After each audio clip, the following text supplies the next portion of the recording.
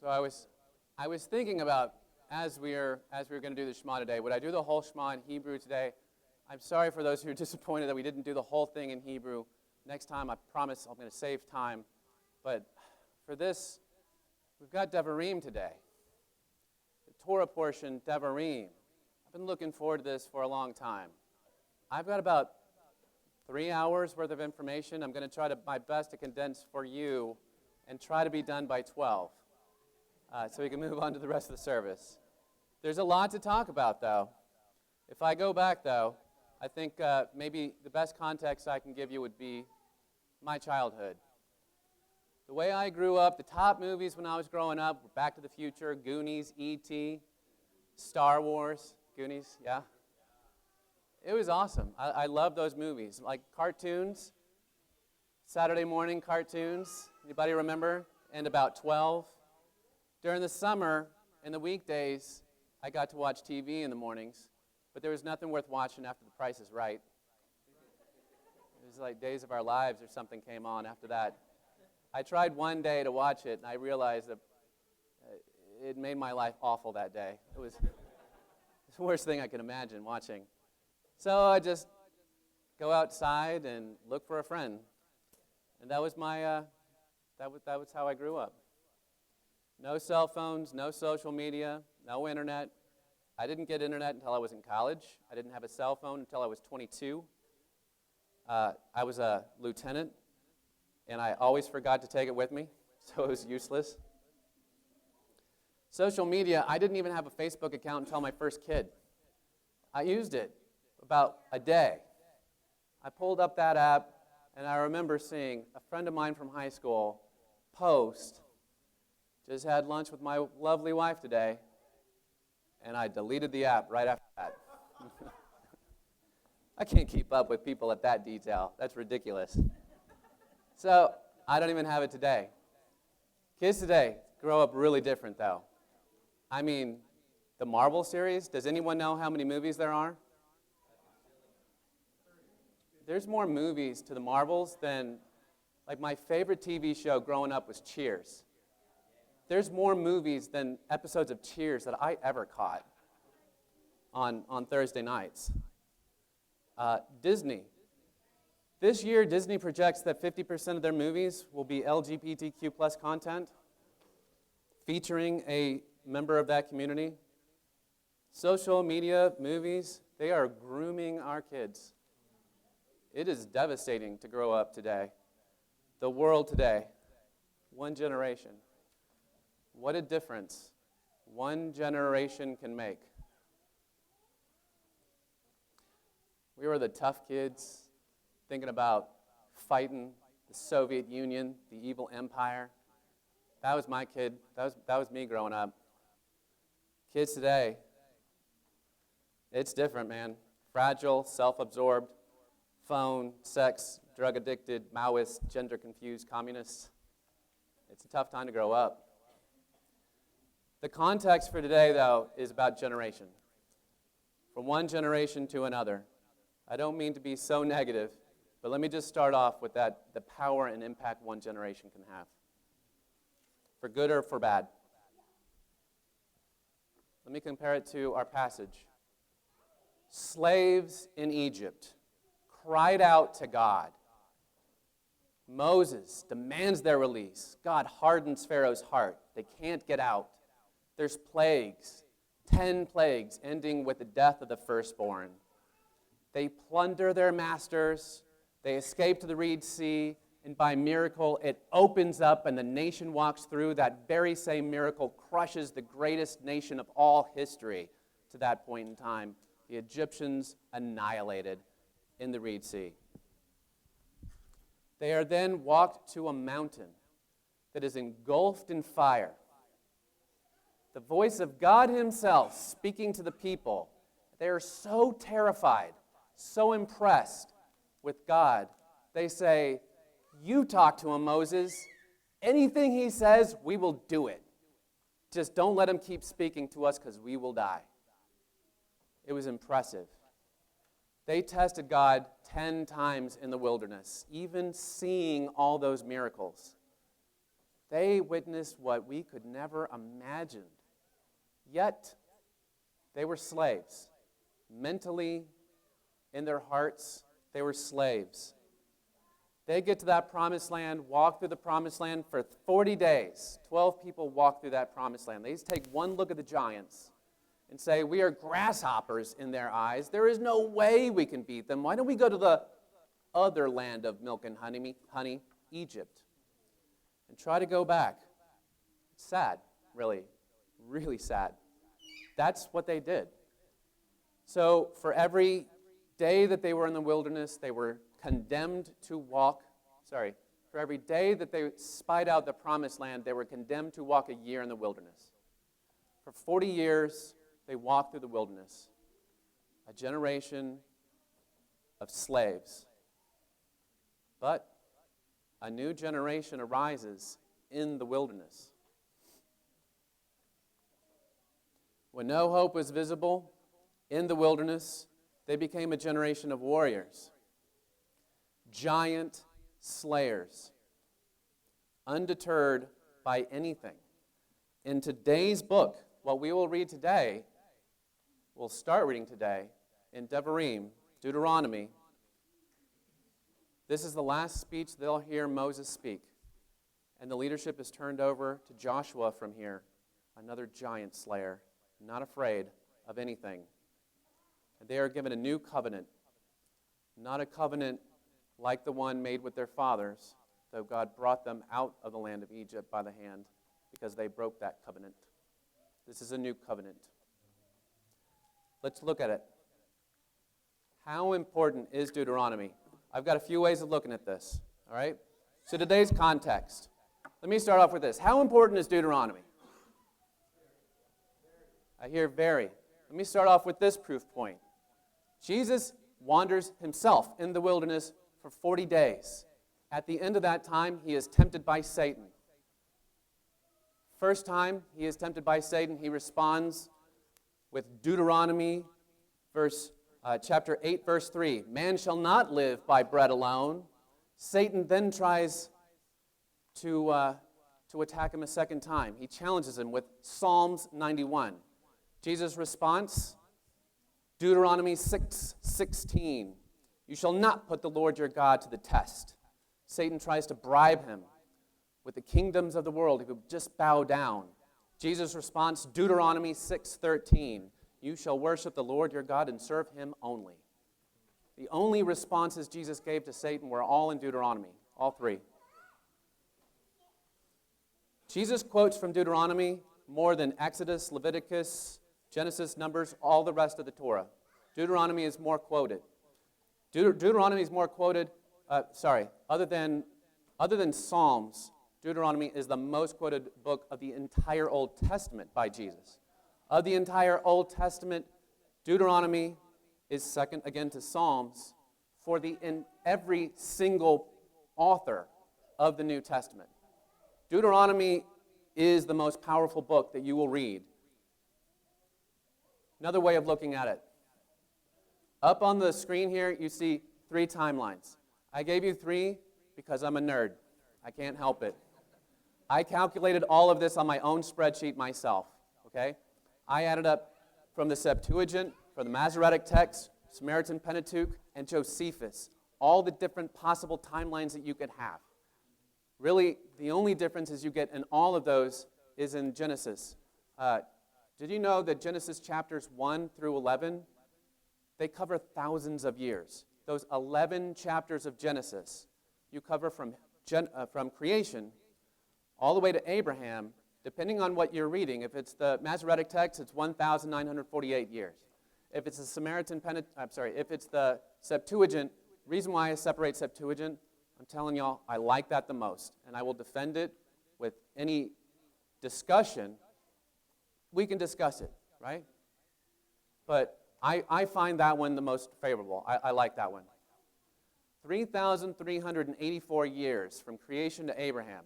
Do you see how fast we're going? You're zipping through thousands of years at a time from one chapter to the next.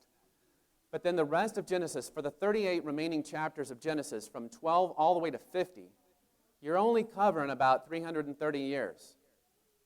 From Lech Lecha, from go to the land that I promise that I will give you. I will give this to you and your offspring. I will make you great. I will make you, all the nations of the world will be blessed through you. This is from where I'm pointing right here. That's 330 years to the end of Genesis, to when Joseph dies. Exodus picks up, briefly covers the history from the end of Genesis up until Moses. Covers about 185 years. Most of that's just in the first 2 chapters, so it's breezing through real fast. But notice, we slow down a lot. Got the rest of Exodus covers 1 year, just a part of a year, really. Leviticus, fraction of a year. Okay? Numbers covers 40 years. Y'all know why, because I already mentioned it.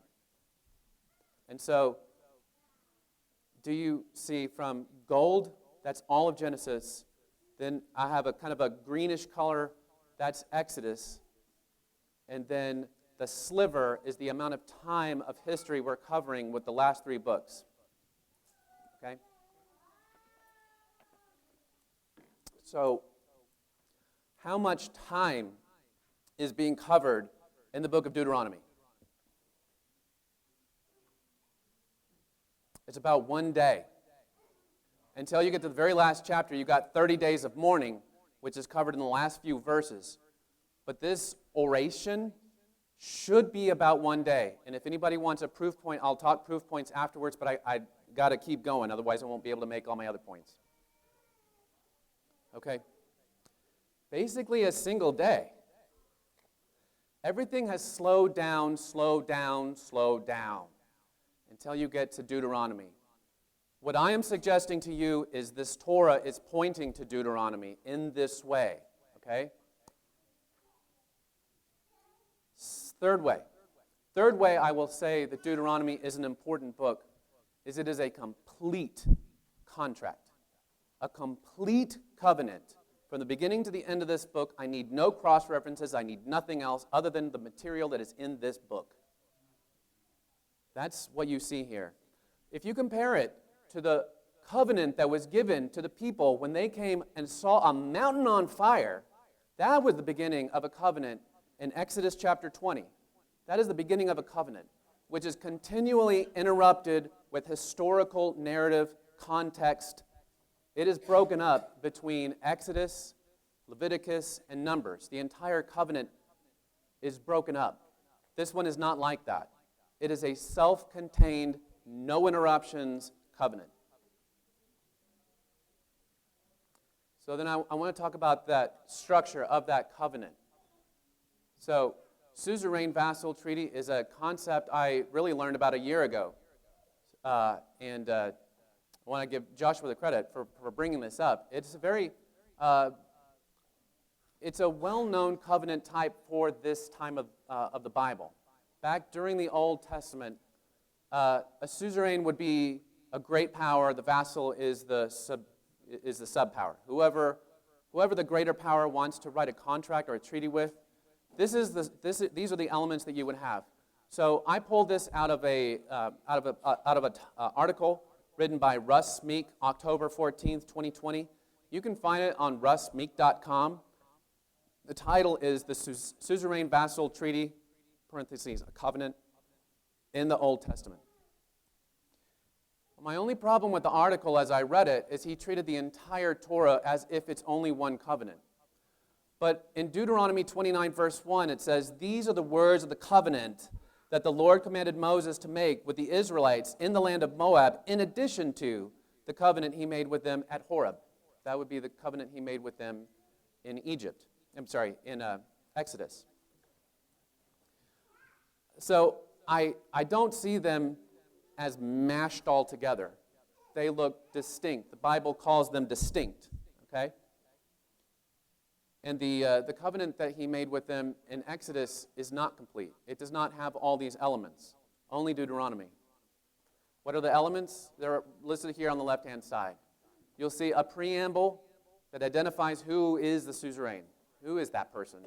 Then there's a historical prologue that gives the connection between the two parties. The third thing are, what are the rules? What are we agreeing to do and not do? That's the third thing that you should expect from a covenant. Fourthly, how often do we read it? How do we protect the text? How are we going to maintain everything that we're saying so that it's a complete text? You know, nobody adds to it, nobody takes away from it. Fifth, witnesses. Who witnesses to this thing? This is the first of the things between the two covenants, the one that was given in Horeb and the one that was given here in Moab. No witnesses to the Exodus covenant. This one, heaven and earth, are witnesses against you. And finally, the blessings and the curses. What do you get for obeying, and what consequences are there for disobeying this covenant? I've marked the Deuteronomy, the structure of Deuteronomy over on the right-hand side. I'm not going to drain that part of the slide, but if you look at it, you see the high-level context of each of the various chapters of Deuteronomy and where you would find those various things.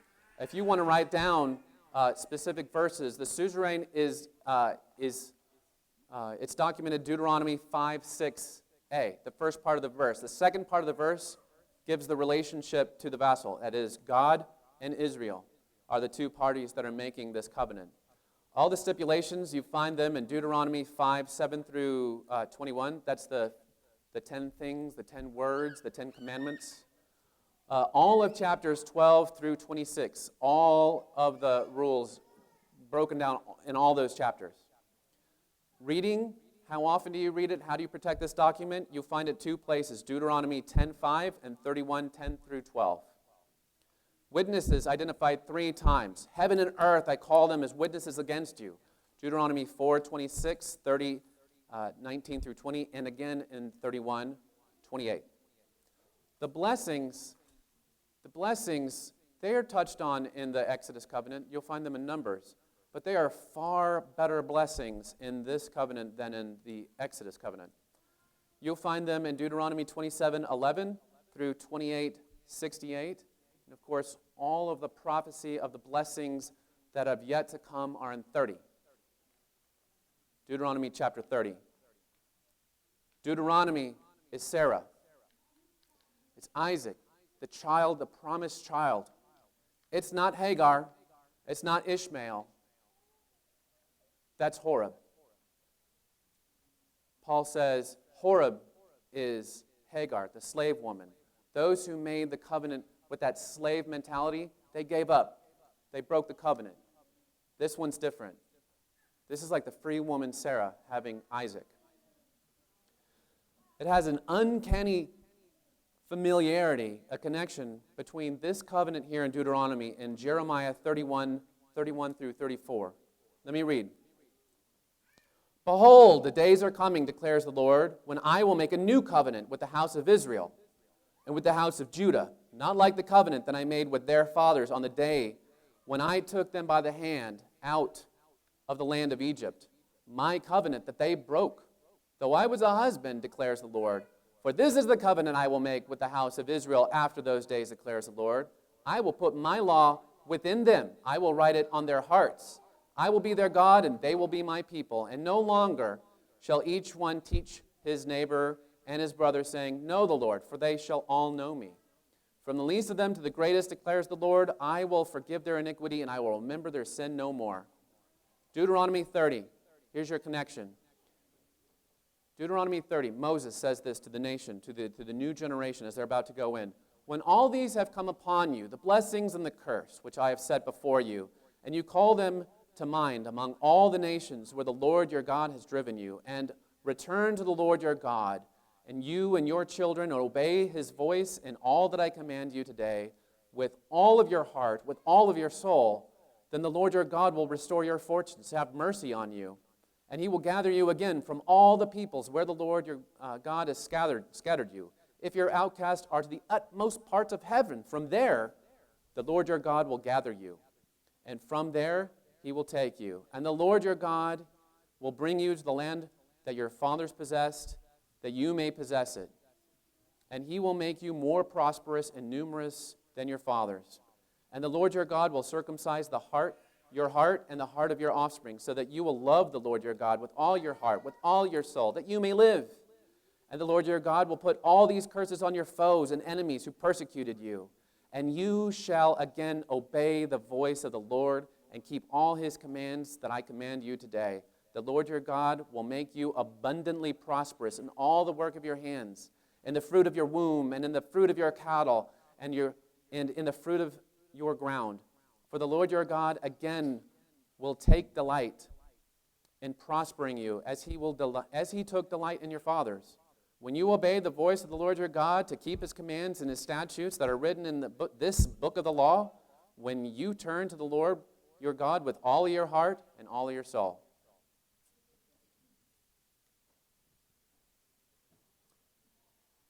That's how important it is. I'm going to zero in. There is a message specifically for all of us today, back to our generation. And I want to summarize it here. Today's passage specifically is the very beginning of Deuteronomy. Deuteronomy 1:1 through 3:22. And if I summarize how he opens up this covenant, how he opens up this entire book, these are the words Moses spoke to all of Israel beyond the Jordan in the wilderness. In the Arabah opposite Suf, 40th year, first day of the 11th month.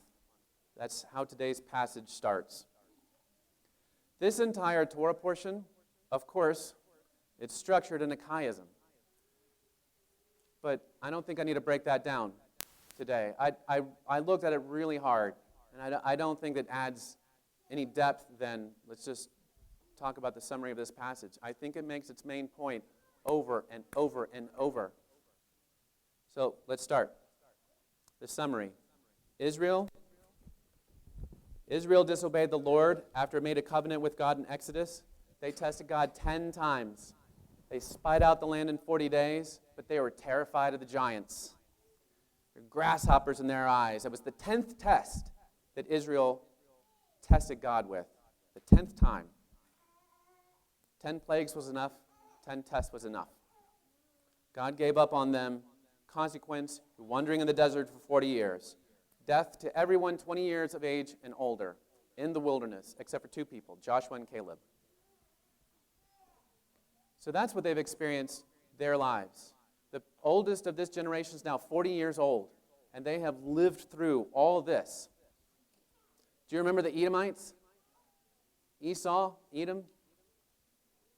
God gave them that land. You walked through their land. You saw it, and I didn't give it to you. I gave it to them. Does anybody know who was in that land before the Edomites? Who was there? The giants, the Rephaim, the giants that eat other people. They're awful people.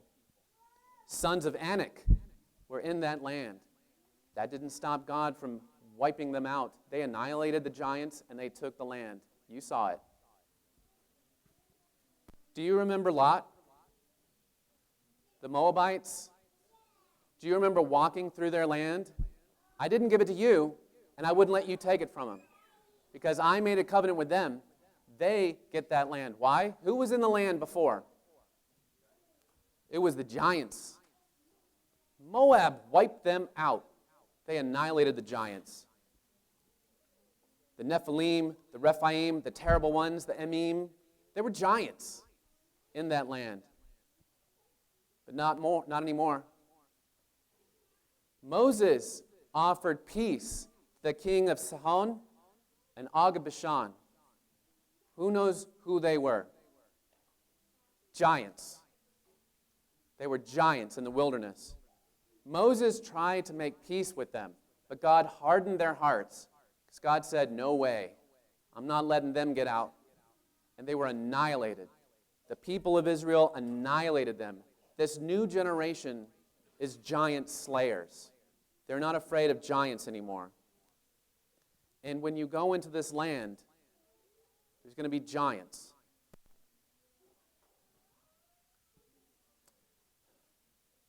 In the opening of the new covenant that God is making with Israel, this new covenant, it's not like the old covenant. this generation is not like their fathers. Their fathers were afraid of giants, but they are not. At the last verse of this Torah portion ends with this: "You shall not fear them, for the Lord your God, He will fight for you." So, in closing, Numbers 10:35. Moses, whenever the ark would set out, Moses would say, "Rise up, O Lord. May your enemies be scattered. May those who hate you flee before you." And when the ark came to rest, he would say, "Return, O Lord, to the countless thousands of Israel." And we have a tradition with all of this. In all these things, we have a tradition as well. Our tradition, whenever we finish a book of the Torah, we say, "Chazak, chazak, v'nit chazak." What does that mean? Be strong, and we will be strong. May this Torah portion bless you. May those who hear these words and apply them, may you be blessed. May those who bless you be blessed. May those who curse you, may they reconsider. It's not good if they don't. Blessings, y'all. Shabbat shalom.